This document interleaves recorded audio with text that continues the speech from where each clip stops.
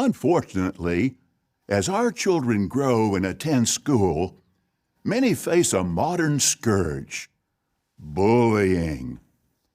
How can they overcome the fear and negative feelings that being bullied causes? We'll listen to two of our teenagers share what worked for them in this edition of My Teen Life.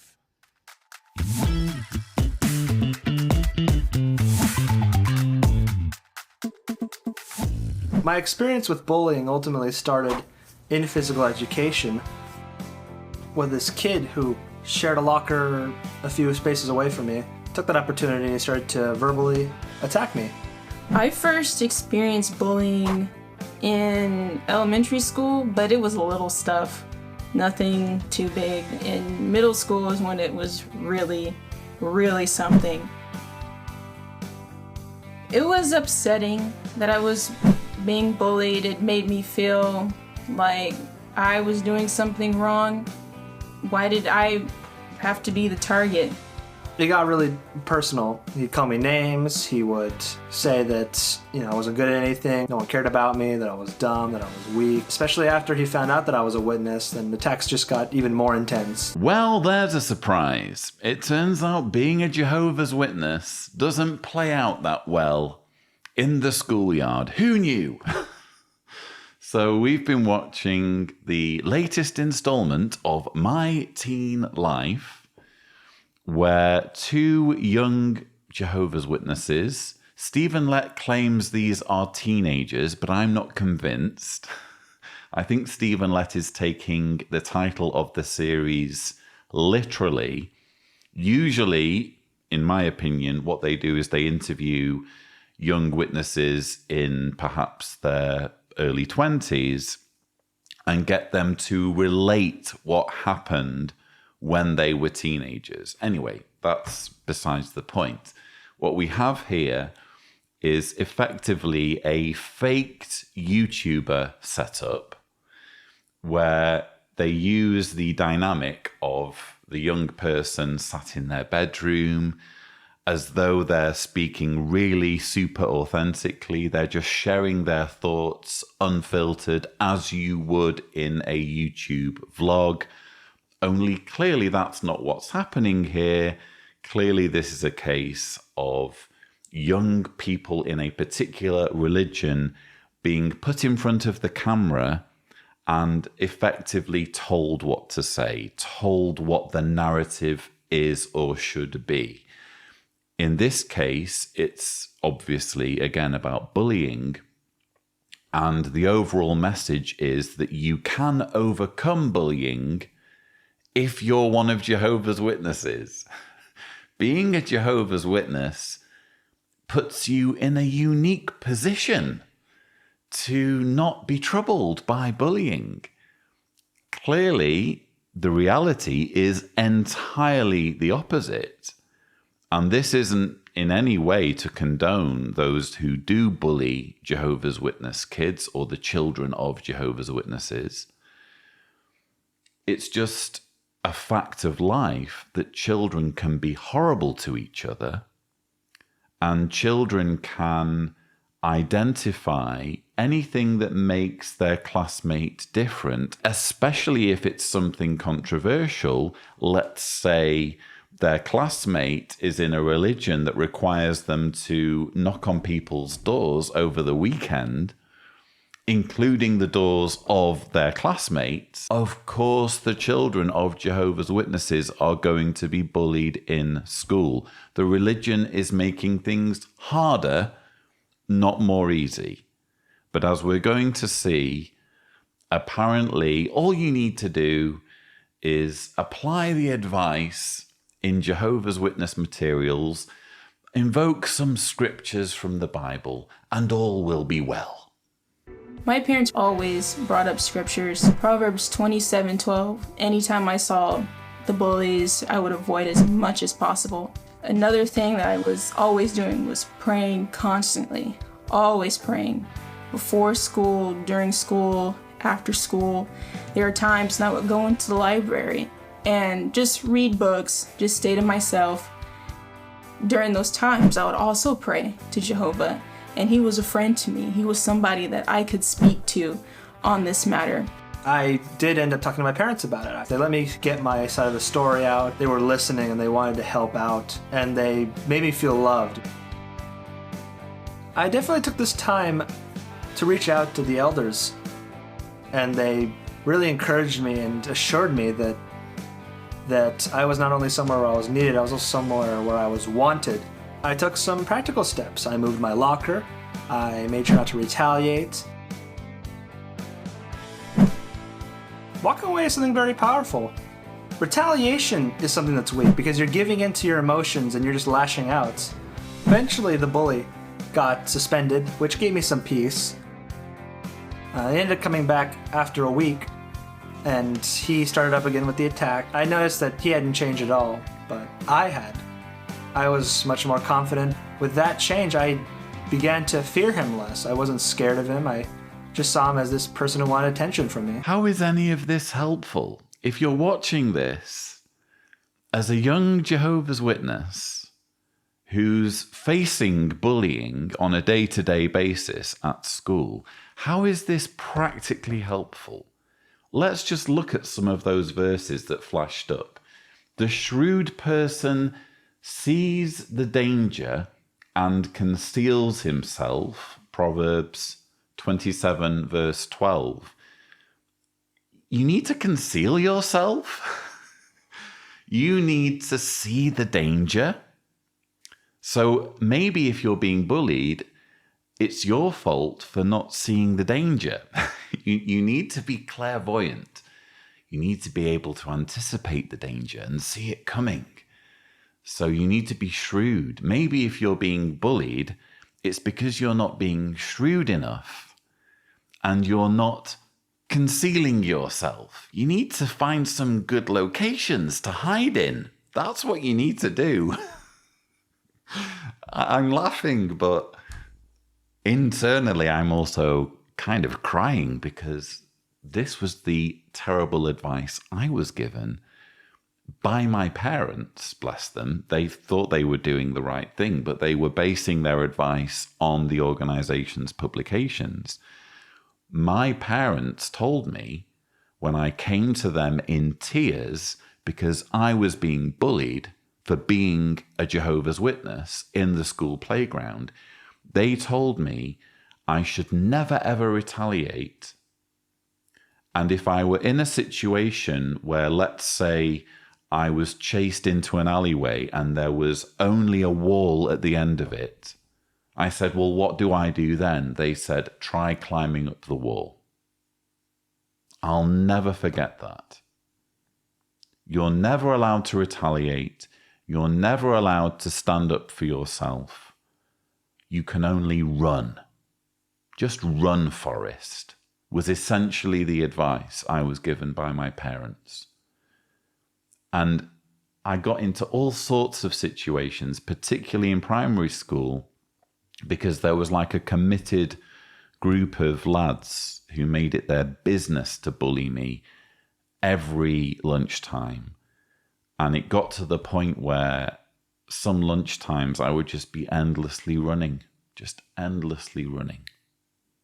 trying to conceal myself, because this is the advice I was acting on and it was not working. What other verses are there? Pray constantly. That's going to sort things out. Just pray. If you're being bullied, maybe it's because you're not praying enough. Maybe this is, again, somehow your problem. It's not the fact that the bullies need dealing with. It's your problem because you're not concealing yourself or you're not praying constantly. What's another one? Return evil for evil to no one. Again, this goes back to what I was saying. You're not allowed to retaliate. You're not allowed to stand up for yourself. And by the way, I'm clearly not advocating violence. I'm clearly not suggesting that violence is the answer. But realistically, when you're being physically assaulted, when you're having lumps kicked out of you on the school playground, there comes a point where it is reasonable, even in the eyes of the school, to just not lie there and take it, to actually stand up for yourself. But that's not the advice you get given. That's not what the verse is saying. That's not what children get told, children of Jehovah's Witnesses. A mild answer turns away rage. Does it now? Is that how it works with children who are being mean in the school playground? Just give them a mild answer, and that's going to turn away the rage. If you're struggling too much with the rage of school bullies, maybe it's because you're not giving them a mild answer. Again, it all just loops back around to you, doesn't it? When you're a Jehovah's Witness in this situation. This whole episode of My Teen Life is just a train wreck as far as I'm concerned. And that's saying something, because they're usually pretty bad. But this is right up there with the worst as far as I'm concerned. I don't understand the upbeat music either. They're talking about bullying. They're talking about physical and emotional trauma that children are being put through. And it's this upbeat kind of rock guitar music. Doesn't work. It doesn't work. And the whole overuse of stock footage as well really irritates me. And this is as someone who uses stock footage themselves in YouTube videos. I have a subscription to a supplier of third-party stock footage, and there is a place for it in videos. But does it have to be just this barrage of stock footage? It feels especially weird coming from an organization that claims to have such an array of creativity and creative resources at its disposal. Jehovah is blessing it in all sorts of ways when it comes to, the filmmaking aspects and video production and the talent at its disposal, and yet it still needs to reach for the third-party stock footage. Anyway, that is a minute issue, a minute grievance compared to the biggest problem I have with this particular My Teen Life, which is the following. I definitely took this time to reach out to the elders, and they really encouraged me and assured me that I was not only somewhere where I was needed, I was also somewhere where I was wanted. So one of the things that Charlie finds most helpful when dealing with bullying is to reach out to the elders. And when he's regaling us with this story, we get some footage that isn't third-party stock footage. They are using footage from a previous JW Broadcasting episode, and I forget the story, but the way the footage is being used, and maybe Tibor can overlay it, we're seeing a young person, in the context of what Charlie's saying, approaching an elder for advice. And in the footage, you don't see any parents around. He's not approaching the elder with his parents, with his mum and dad by his side. He is approaching the elder all by himself for advice on something that's of deep concern to him, something that's causing him emotional distress. What about the repeated assurances that the Christian Congregation of Jehovah's Witnesses gave ICSA, the Independent Inquiry into Child Sexual Abuse, that there is never a time when children are separated from their parents in Jehovah's Witness worship? They made that claim over and over again. Not just when Paul Gillies was giving his testimony, but even in the pre-hearing, Shane Brady, the lawyer for Christian Congregation of Jehovah's Witnesses, said the following. Well, as a religion, we are family-focused. We do not sponsor any activity that separates children from parents. Also, we don't sponsor any activities that separate children from their parents, and as a result, it minimizes the opportunities for abuse. He was allowed to get away with it. He was allowed to lie to a public inquiry and say there are never any situations where children are alone with members of a Jehovah's Witness congregation, with, say, the elders, even though we've seen portrayed for us in Jehovah's Witness materials just one of many situations where children are alone with members of the congregation, and indeed are encouraged, in this case, to seek out an elder for advice all by themselves. All the principles that you read about, whether young people ask, scriptures that you pick out, everything really, really helps. And you can either see the situation die down, or it's not as bad, you can deal with it, or it just stops. And it was so encouraging for me, and it helped strengthen my faith in seeing how Jehovah really is there to help. Don't keep this to yourself. Don't bottle it up, because that'll make things worse. This is a problem that won't go away because you ignore it. You need to talk to someone. Talk to your parents, talk to your friend, talk to Jehovah, talk to someone in the congregation. Because if you don't know what to do, they'll help you find out what to do, and they'll give you guidance. And you'll be so impressed by how much Jehovah takes care of you, and he'll show you that you are loved by him. You are loved by Jehovah. So if you're suffering at the hands of a bully, don't bottle it up. You are not alone. Talk to your parents. It won't go away if you ignore it. But Jehovah can help you face up to bullies, and you can trust Bible principles because they always work.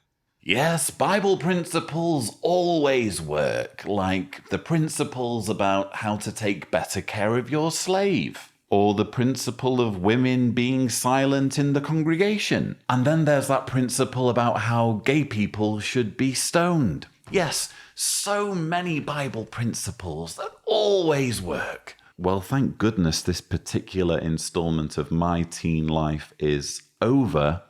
Again, I would just simply make the argument, if we're talking about a child of Jehovah's Witnesses and a child who doesn't come from a Jehovah's Witness family, which of the two are more likely to be bullied, especially given the fact that children of Jehovah's Witnesses are supposed to preach in school? They are literally tasked with trying to indoctrinate their classmates and teachers. How is that going to help? You know, the overall message here is supposed to be that your teen life will be better if you are a Jehovah's Witness teen, if you're in the Jehovah's Witness religion, because suddenly you get to apply all of these Bible verses that you don't have access to if you're not one of Jehovah's Witnesses. It's just manifestly rubbish. And what I especially object to is the way the expectations of Jehovah's Witness teens or children of Jehovah's Witness families, the way their expectations are inflated to a completely unrealistic degree. And you can either see the situation die down, or it's not as bad, you can deal with it, or it just stops. Sometimes it's just going to stop. It's just going to stop completely.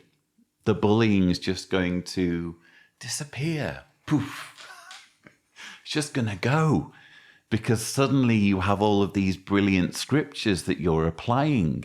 You're learning how to conceal yourself. You're learning how to see the calamity before it happens. You're learning how to not react.